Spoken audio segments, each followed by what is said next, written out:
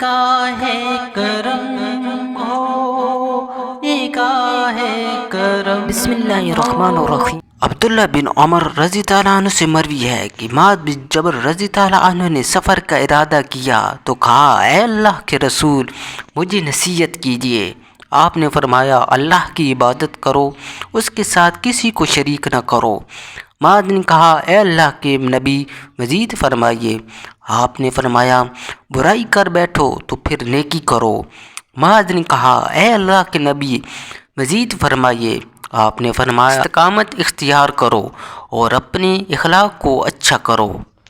قرآن و حدیث کی خوبصورت ویڈیوز کے لیے ہمارے چینل کو سبسکرائب کریں اور ہماری حوصلہ افزائی کریں۔ جزاک اللہ خیرہ۔